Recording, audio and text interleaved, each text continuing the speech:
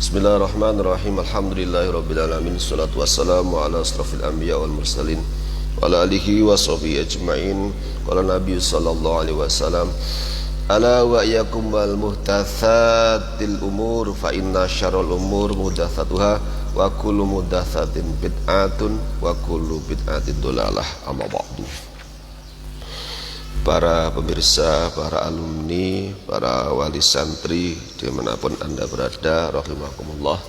Mudah-mudahan puasa kita di hari ini diterima oleh Allah Subhanahu wa Ta'ala.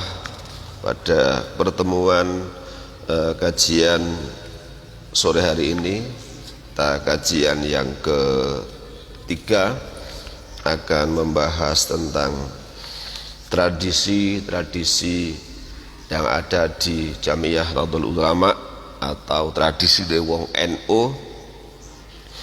Pada kesempatan sore hari ini kita akan membahas tradisi manakiban dan haul. Para pemirsa rahimakumullah, tidak asing lagi di negeri kita Indonesia yang tercinta ini, yang namanya manakiban, yang namanya haul selalu teriang, selalu terulang-ulang. Manakiban di setiap tanggal 11 bulan Hijriah, para Nahdiyin banyak yang membaca manakib dari Syekh Abdul Qadir Al-Jailani, baik itu bentuk manakib Nurul Burhan atau manakib Jawahirul Ma'ani atau lainnya, atau ada yang membaca manakib-manakib yang lain. Intinya mengadakan manakiban. Kemudian yang kedua, tradisi haul. Haul ini biasa dilakukan, ada yang dilakukan pada menjelang akhir sebuah haflah, prosesi belajar dan mengajar di sebuah pondok pesantren. Ada juga yang dilaksanakan oleh perorangan, menghauli saudaranya, menghauli kiainya, dan lain-lain. Intinya dua tradisi, yaitu manakib dan haul, ini sebenarnya hampir sama inti dalam pelaksanaannya. Jadi saya ulangi, baik manakib ataupun haul ini hampir sama inti dari pelaksanaan tersebut. Esensinya hampir sama, hanya saja ada sedikit perbedaan, nama juga beda, bentuk pelaksanaan juga ada sedikit perbedaan. Mari kita kupas tentang tradisi manakiban. Manakiban itu adalah sebenarnya membaca biografi atau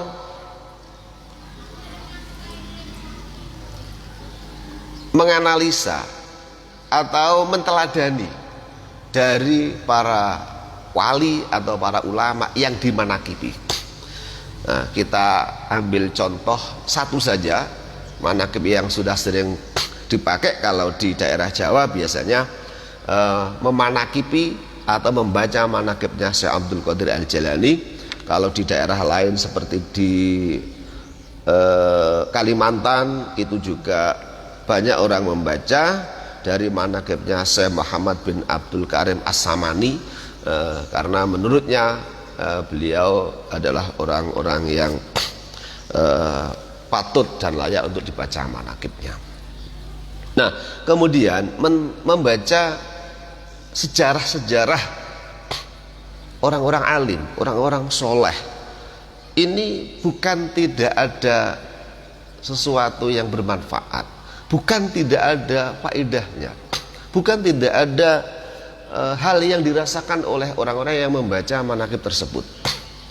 Jadi ini mengesampingkan hal-hal yang di luar orang NU, di luar Nahdiyin. Ini pasti berbicara itu tidak ada dalilnya, tidak dicontohkan dari Rasul. Nah, kita keluar dari itu artinya kita menafikan dari orang-orang yang mengatakan manakib, haul ini tidak dicontohkan dari Rasul. Namun hal yang seperti ini, membaca manakib, ini bisa dirasakan pada orang-orang yang memang dengan khusyuk, dengan istiqomah membaca manakib tersebut. Kalau mungkin tidak percaya, coba silahkan cari orang-orang yang biasa mengamalkan manakib, orang-orang yang biasa membaca manakib. Ini pasti ketenangan ada yang ditimbulkan dari bacaan-bacaan tersebut. Nanti kita tuangkan dalil dari Ibnu Taimiyah. Para pemirsa rahimakumullah, membaca manakib atau mengadakan manakib ini kan meneladani kisah-kisah dari para alim, para ulama, para wali. Hal ini senada dengan apa yang telah dikatakan oleh Imam Al-Mujahid Sufyan bin Uyainah. Beliau adalah seorang ulama salaf dari guru Imam Ahmad bin Hambal. Beliau berkata, "An Muhammad bin Hasan qala sami'tu Ibnu Uyainah yaqulu inda dzikri sholihin tanzilur rahmat." Muhammad bin Hasan berkata, aku mendengarkan Sufyan bin Uyainah. Jadi Sufyan bin Uyainah ini gurunya Ahmad bin Hambal. Beliau pernah mengatakan, ketika orang soleh dikenang, maka rahmat Allah akan turun. Saya ulangi, ketika orang soleh dikenang, dalam arti luas, ketika orang soleh dibaca manakibnya. Saya ulangi, ketika orang soleh atau yang sudah masyhur, ketika waliullah Sultanul Aulia, pimpinan para wali Syekh Abdul Qadir Jalani, manakib jadi baca. Senada dengan itu, tanzilur rahmah, rahmat akan turun. Ini coba di berbagai daerah, di berbagai kelompok-kelompok tertentu yang mengistiqomahkan pembacaan manakib Syekh Abdul Qadir Jalani. Mereka dengan tanpa dibiayai oleh seseorang, dengan sukarela berdatangan malam hari, berdatangan untuk bersama-sama membaca manakib, hadir dalam sebuah kelompok yang dibaca manakib. Coba kalau tidak ada tanzilur rahmah, kalau tidak ada rahmat yang dirasakan oleh orang-orang yang datang itu, coba kalau ada saja di antara kita mengundang orang-orang malam hari untuk bisa datang, saya kira berat, bahkan diongkosi pun kadang mungkin tidak mau datang. Tapi justru ribuan, ini banyak di tempat-tempat. Kalau saja di Oku Timur kita sebut yang di tempat Yai Rumani, atau di Indralaya, di OI, itu di tempat Yai Kusairi Abror. Nah, di sana dibacakan manakib, orang akan datang beribu-ribu malam hari dengan rela tanpa dibiayai oleh orang yang membaca, oleh pondok pesantren tersebut, tidak membiayai. Tapi apa? Saya yakin mereka datang ini karena dibacakannya cerita-cerita orang soleh, yaitu waliullah Sultan Syekh Abdul Qadir Jalani. Maka tanzilur rahmat, rahmat turun akan dirasakan oleh mereka-mereka yang datang. Ini tidak bisa dipungkiri. Hal senada kecintaan terhadap para wali, para soleh, ini dikemukakan oleh Syekh Ibnu Taimiyah. Ini yang sering dibuat referensi oleh kelompok-kelompok di luar NU. Beliau mengatakan, wal kamalu la yahsulu illa bil ilmi wal qudrati wal iradati allati asluha al mahabbah. Wal kamalu, kesempurnaan itu tidak bisa akan tercapai kecuali dengan pengetahuan, dengan iradah, dengan keinginan, wal kudroh, dan kemampuan. Saya ulangi, kesempurnaan, ya, kesempurnaan diri, wa kamalun wal kamalu la yaslu ila bil ilmi. Nah, kemudian allati aslu al mahabbah, allati aslu al mahabbah, yang mana sumbernya adalah cinta. Karena kita cinta aulia, membaca sejarah-sejarahnya karena kita cinta. Wahai sukana al insan yaltaddu bil ilmi fala buta an takuna hunaka mahabbatun lima yaltaddu bihi.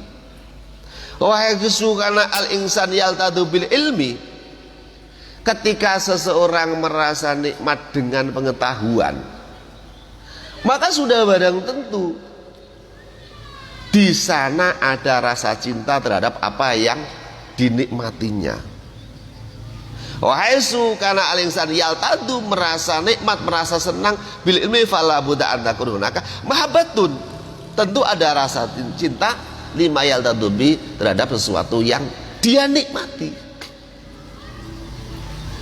Kalau tidak ada rasa cinta, saya yakin tidak mungkin mereka berdiri berdatangan. Nah, kemudian rasa kecintaannya itu ya karena ada rahmat yang turun ketika dibacakannya manaqib aulia, ketika kita membaca biografi atau sejarah orang-orang yang soleh. Fatarutan yakunu al-ma'lumu mahbuban yaltadu bi ilmihi wa dzikrihi kama yaltadu al-mu'min bi ma'rifatillah wa dzikrihi. Ada kalanya apa yang ia ketahui, ia cintai, serta merasa nikmat dengan mengetahui dan menyebutnya. Fataratan yakunu al-ma'lum mahbuban yaltadu bihi wa dzikri kama yaltadu al-mu'min, seperti orang yang iman menikmati bima'rifatillah wa dzikrihi, dengan makrifat terhadap Allah, wa dzikrihi, dan berzikir kepada Allah, bal wa yaltadduna bidzikril anbiya wassalihin, bahkan merasa nikmat dengan menyebut para anbiya, para sholihin. Walihada yuqalu inda dzikri sholihin tanzilur rahmah. Dengan demikian ketika kita dzikir, ketika kita menyebut, menutur para sholihin, lebih-lebih para wali, tanzilur rahmat. Pemirsa rahimakumullah, jadi jelas membaca manaqib ini tentunya tidak terkhusus manaqib Syekh Abdul Qadir Jailani. Ini hanya yang mungkin sudah sering dipakai saja. Kalau mungkin ada di daerah lain, ada manaqib yang lain, ya monggo. Yang penting dasarnya ini.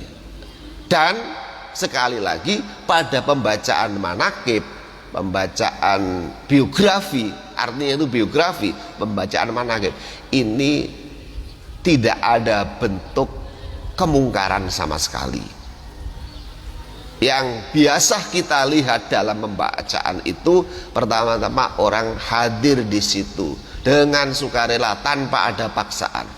Yang kedua, di samping hanya mendengarkan bacaan manaqib, bacaan biografi, mereka juga membaca kalimah-kalimah thayyibah dan doa-doa di dalamnya. Tuh. Jadi tidak ada bentuk kemungkaran. Karena apa? Sudah pasti dipastikan di situ tidak ada kemungkaran. Contoh kemungkaran, mungkin ikhtilatul bainan nisa wa rijal, campur dalam satu majelis laki dan perempuan. Biasanya Shahibul Faid tetap membuat jarak, tetap membuat satir. Kemudian tidak ada bentuk kemungkaran di situ, tidak dicampur dengan dugem, tidak dicampur dengan tripingan, tidak ada sama sekali. Sholawatan sudah pasti biasanya untuk sebelum dibaca manaqib dibaca sholawat. Nah, ini apa yang dipertentangkan? Hanya dalam mungkin dulu karena tidak Nabi lakukan, dulu para sahabat tidak lakukan. Apakah semua harus kita mencontoh Nabi, harus mencontoh sahabat? Tidak harus. Yang penting tidak bertentangan dengan syariat. Para pemirsa rahimakumullah, berikutnya kita akan mengupas tentang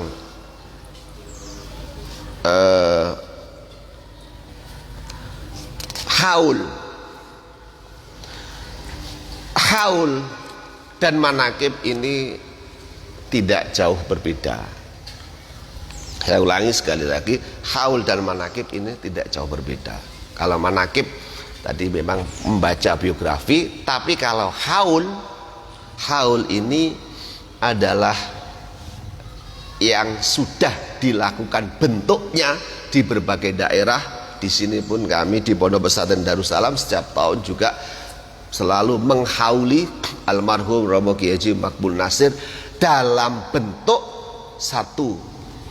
Biasanya sebelum dibacakan kalimah thayyibah, tahlil, yasin kepada almarhum, sebelumnya diisi dengan tausiah, sebelumnya diisi dengan mauidhah hasanah.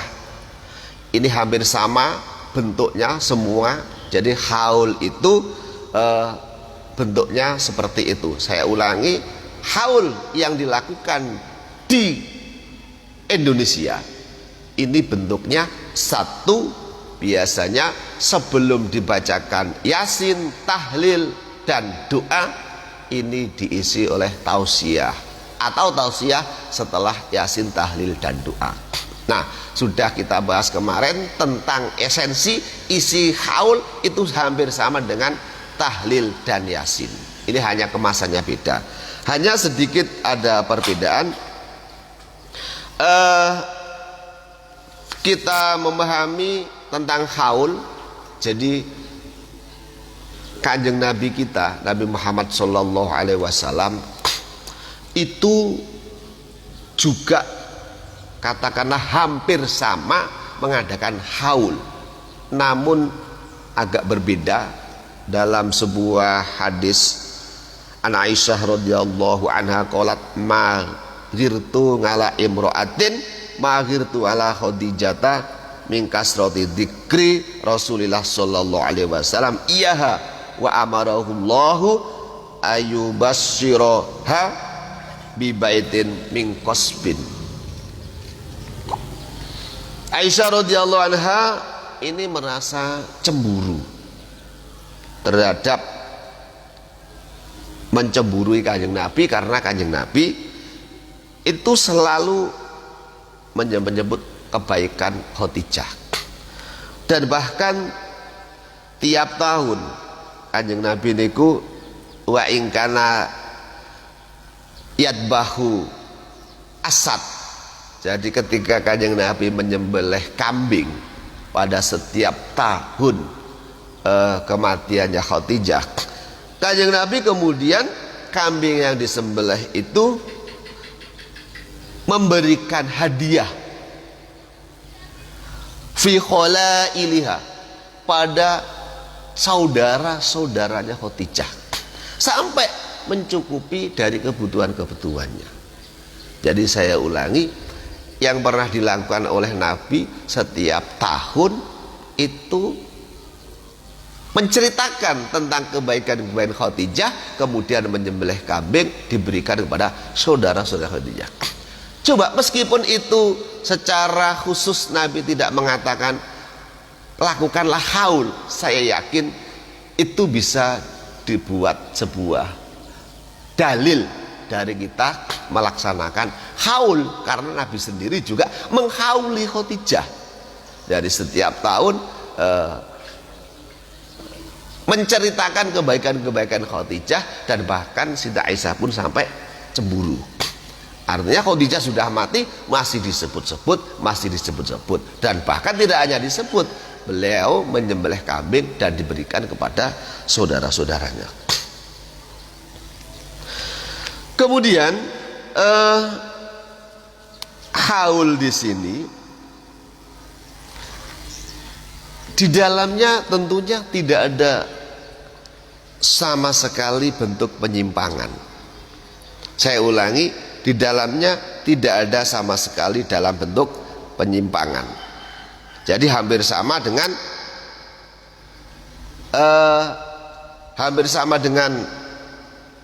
tahlil, dengan yasinan.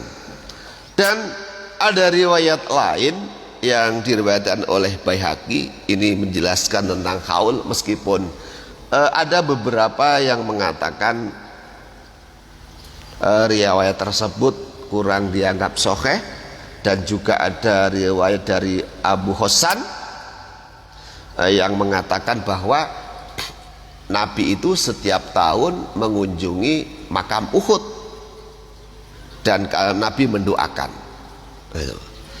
Wa raja al-Baihaqi dalam sebuah hadis riwayat Baihaqi, wa raja Baihaqi nganil Waqidi qala kana an-nabiyyu sallallahu alaihi wasallam yazuru aswada bi Uhudin fi kulli haulin wa idza balagha syi'ba rafa'a sautahu fayaqulu salamun alaikum bima sabartum fa ni'ma uqbaddar. Jadi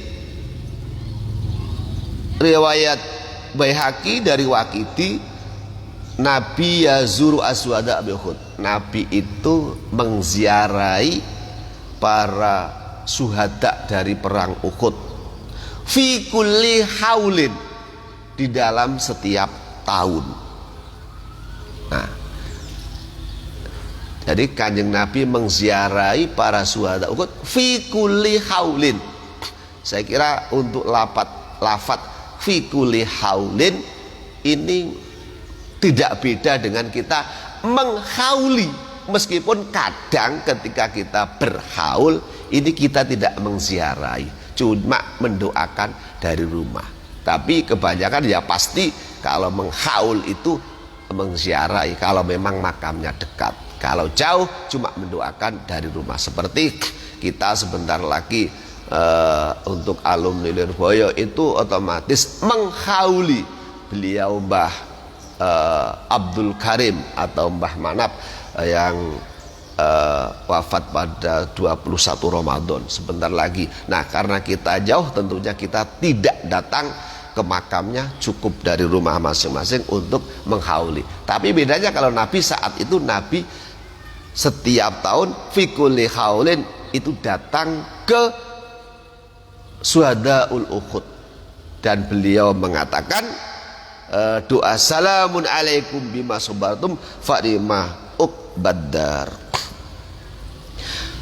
Pemirsa rahimakumullah, itulah dua materi, dua pembahasan, satu tentang manakib, dua tentang haul, dan kedua-duanya ini amaliyah tradisi yang sering dilakukan oleh Ma'asyiron Nahdiyin, kelompok organisasi Nahdlatul Ulama. Dan sekali lagi saya tegaskan, bentuk pelaksanaan haul, bentuk pelaksanaan manakib ini tidak ada penyimpangan sedikit pun ditinjau dari syar'inya. Toh di antara kita ada yang tidak senang, ada yang tidak mau, ya wis ora usah ngelok-ngelok ke kancane sing padha islame, sing mengatakan haul, yang melaksanakan haul, nggak usah ngelok-ngelok ke kancane sing melaksanakan manakib, tidak usah. Nek gelem yo meloo dan rasakan turunnya rahmat dikala manakib itu dibaca. Sekali belum terasa, 2 kali ikutlah, 3 kali ikutlah. Suatu saat kalau Anda yakin pasti akan merasakan tanzilu rahmat, turunnya rahmat. Nyatanya silahkan diadakan riset. Kenapa kok kamu selalu datang dalam manakiban, jauh-jauh malam-malam hujan-hujan kok datang? Tidak lain jawabnya, ada rasa ketenangan. Itulah yang disebut tanzilu rahmat. Mudah-mudahan teman-teman, saudara-saudara kita yang masih menyinyir tentang haul, tentang manakib, ini setelah merasakan sendiri untuk hadir, untuk ikut, tidak lagi nyinyir, tidak lagi toh kalau tidak mau ya sudah, tidak usah ngelok-ngelok ke sing melakukan itu, karena bentuknya yang sudah dilakukan oleh orang-orang tersebut tidak ada penyimpangan dari segi syar'i, kecuali kalau memang ada dalam bentuk syar'i menyimpang dan lain sebagainya, layak untuk dinyinyiri, layak untuk tidak diikuti. Itu saja. Alhamdulillahirabbil alamin, mudah-mudahan bermanfaat bagi kita semua. Wallahul muwaffiq ila aqwamit thoriq. Assalamualaikum warahmatullahi wabarakatuh.